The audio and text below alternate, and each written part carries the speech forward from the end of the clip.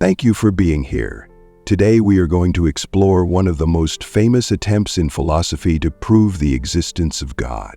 It comes from René Descartes, the man often called the father of modern philosophy.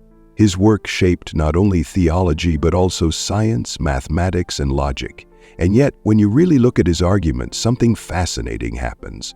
What he set out to prove reveals just as much about human doubt as it does about faith. So let's go back to the 17th century. Europe was in the middle of an intellectual revolution. Old certainties were collapsing. Science was starting to explain things that religion had once claimed exclusive rights over. Galileo had shaken the world with his telescope. Newton was about to describe gravity in mathematical terms. In this climate, Descartes wanted to build knowledge on foundations so solid that nothing could shake them. His method was simple but radical. Doubt everything until you find something you cannot doubt. That process gave us his famous line, "I think, therefore I am." No matter what you doubt, you can't doubt that you're doubting. If you're thinking, then you exist, at least as a thinking thing. That became his starting point. From there, he tried to rebuild everything else, science, reason, and yes, God. Because, for Descartes, certainty wasn't just a philosophical game. He believed that without God, there was no guarantee that the world we perceive is real. If an all-powerful deceiver could trick us, then all knowledge collapses. So to secure certainty, he needed to secure God. His proof comes in a few steps. The first is about ideas. Descartes noticed that we have ideas that seem to come from within, like numbers or shapes. But we also have the idea of a perfect being, an infinite God. Where does that idea come from? He argued it couldn't come from us because we are finite and imperfect. A lesser cause cannot produce a greater effect. So if the idea of perfection exists in our minds, something perfect must have placed it there. And that, for him, was God. He also gave another version called the ontological argument. It goes like this. When we think of God, we think of a being that has every perfection. Existence, he said, is a perfection. Therefore, if God lacks existence, he would not be perfect. But God is by definition perfect, so God must exist. It sounds neat, almost like a math equation, and for centuries people debated whether that logic holds up. At first glance, it seems clever. But let's look closer. The first argument assumes that ideas must have causes equal to or greater than themselves. But do they? We have the idea of infinity, but that doesn't mean infinity exists in reality. We can imagine unicorns in perfect detail. That doesn't prove they roam the earth. The mind can construct concepts beyond its own limits because language and imagination allow it. So saying, "I have an idea of perfection, therefore perfection exists," doesn't follow. The ontological argument is even stranger. It treats existence as if it's a property like color or shape. But is it? Most philosophers today say no. Existence isn't a quality something has. It's the condition for having qualities at all. You can describe a triangle as having three sides whether it exists or not. Adding existence doesn't change the concept. It changes whether the concept is real. So defining God as existing doesn't make God exist any more than defining a dragon as fire-breathing makes it real. What's fascinating is why Descartes needed these arguments in the first place. Remember, his whole project was about certainty. He imagined an evil demon capable of deceiving him about everything, even math. To escape that nightmare, he needed a guarantee that reality isn't a trick. And that guarantee, for him, was a perfect, non-deceptive God. But think about that. He doubted everything so deeply that even logic felt unsafe unless God signed off on it. That tells us something profound.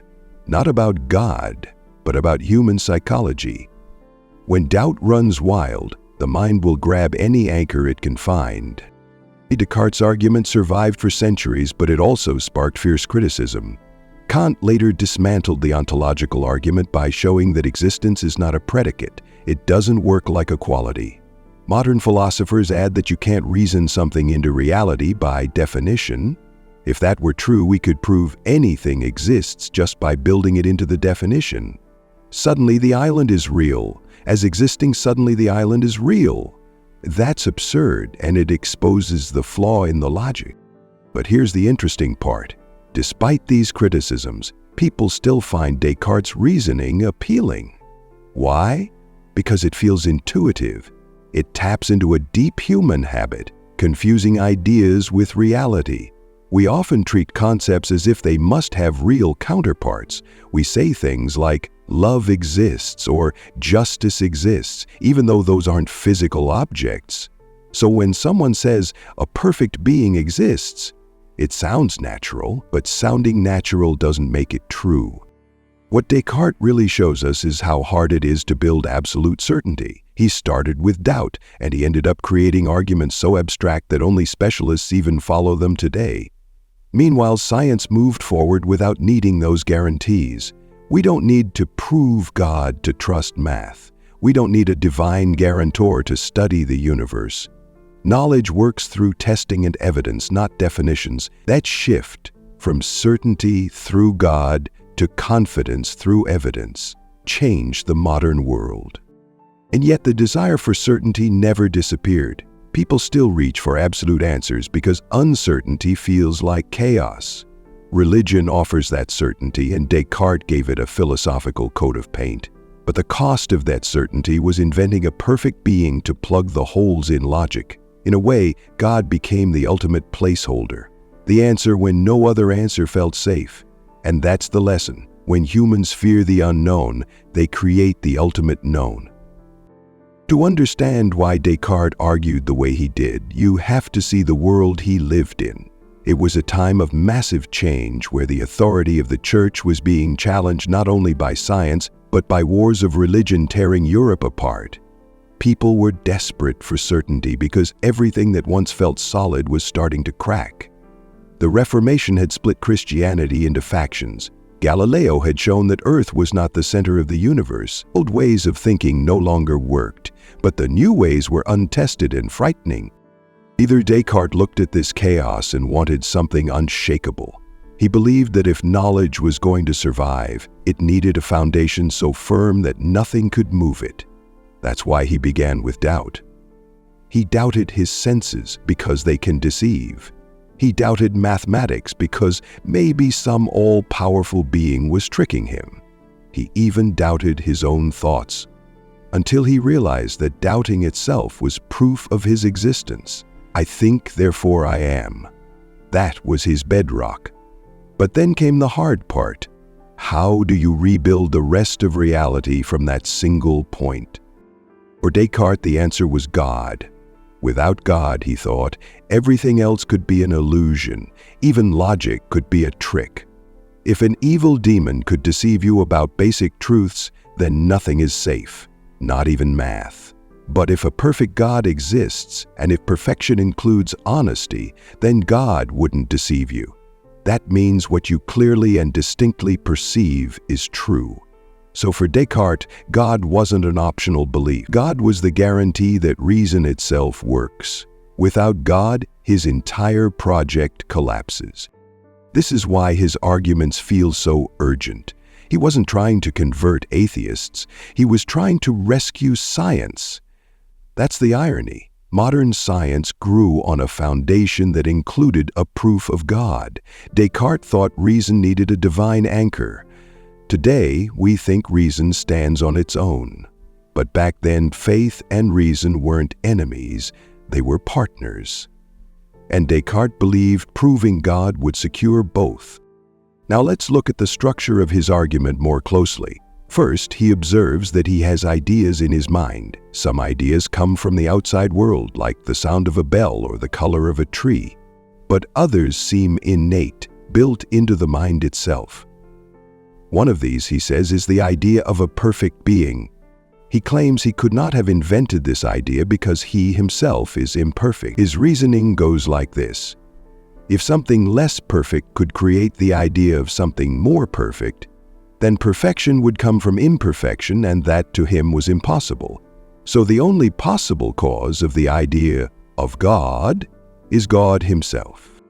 This is called the causal argument. It sounds reasonable until you realize it assumes a rule that ideas must have causes as real as the ideas themselves. But do they? Think about fiction. We can imagine worlds far beyond our experience, worlds with magic, time travel, immortality. Our ability to conceive of things doesn't require those things to exist.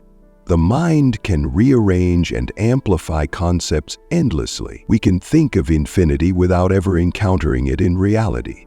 So the leap from "I have an idea of perfection" to "therefore perfection exists" is enormous and unproven. Then there's the ontological argument.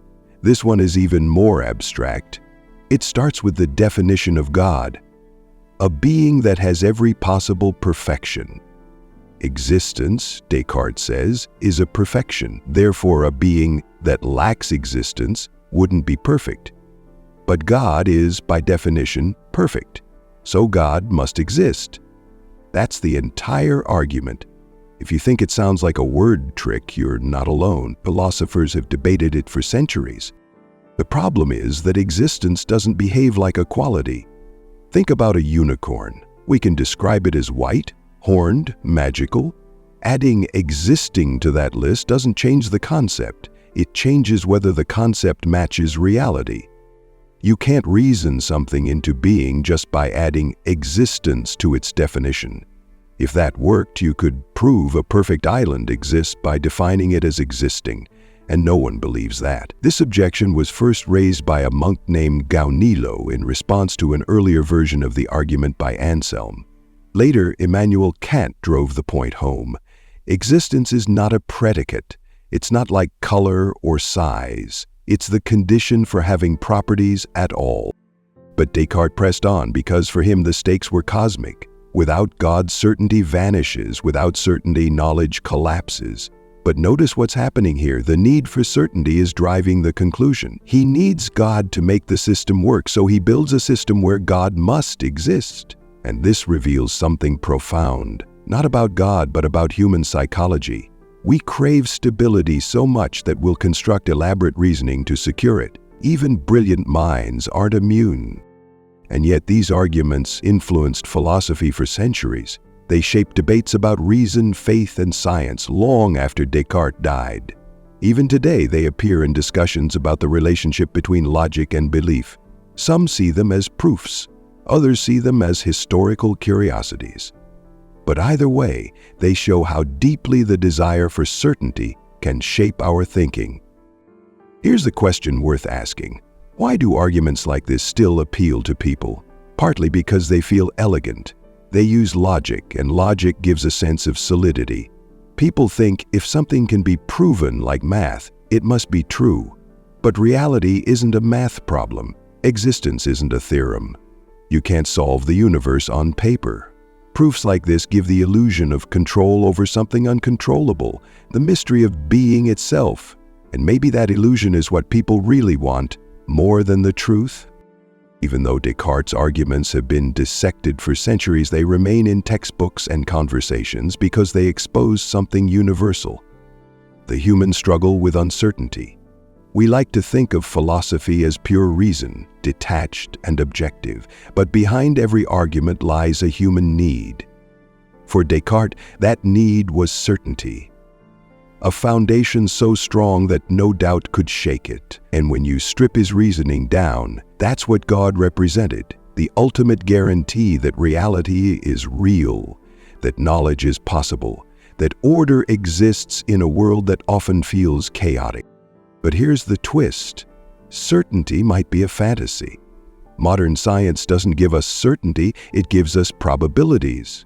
It doesn't promise eternal truths, it offers models that work until better models replace them. This flexibility is why science thrives, because it doesn't need absolute foundations. It works with doubt, not against it. And in that sense, science has done what Descartes couldn't. It built knowledge without needing God to underwrite it. Yet the craving for certainty never disappeared.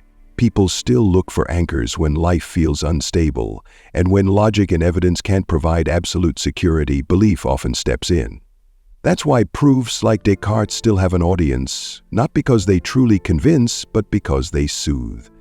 They offer a sense that the universe is orderly, that existence has a reason, that our lives are not accidents. These arguments are less about logic and more about comfort dressed as logic. Think about how the ontological argument works. It defines God into existence. That sounds abstract, but psychologically it does something powerful. It gives the mind a shortcut. No waiting for evidence, no wrestling with mystery, just a clean solution. And humans love clean solutions, especially for messy questions.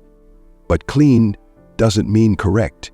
If defining something as existing made it real, reality would collapse into fantasy. We could dream anything into being, and yet part of us wishes that were true, because control over reality feels safer than living with limits. Even Descartes' causal argument, the idea that we can't imagine perfection without a perfect source, reflects this longing. It assumes we are too small to invent big ideas. But history shows the opposite. Humans have invented entire cosmologies, mythologies, and fictional universes far beyond what nature provided. Our minds are not bound by reality, they escape it all the time. That ability is why we have art, literature, and science. It's also why we have gods. The fact that we can imagine perfection says nothing about whether perfection exists. It says everything about the power of imagination.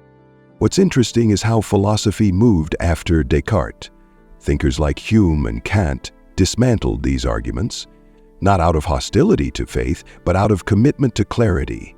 Hume pointed out that our ideas about cause and effect aren't as certain as we think. Kant showed that existence isn't a property you can simply add to a concept. These critiques didn't just weaken proofs of God, they changed the nature of philosophy. After them, the question shifted from can we prove God to what does it mean to claim something exists at all? And slowly, philosophy began to separate from theology. Today, most philosophers agree that logical proofs of God don't work. They are interesting exercises, historical landmarks, but not genuine demonstrations. And yet, outside academic circles, these arguments still circulate. Why? Because they speak to emotional needs that logic alone cannot satisfy. When people share the ontological argument on social media, they're not trying to win a debate in metaphysics. They're looking for reassurance. They want certainty in a world full of doubt, purpose in a universe that offers none by default. And that desire isn't foolish, it's human. But recognizing it for what it is helps us see the difference between seeking truth and seeking comfort. So where does that leave us? It leaves us with a choice, to keep chasing absolute certainty or to live with uncertainty and make peace with it.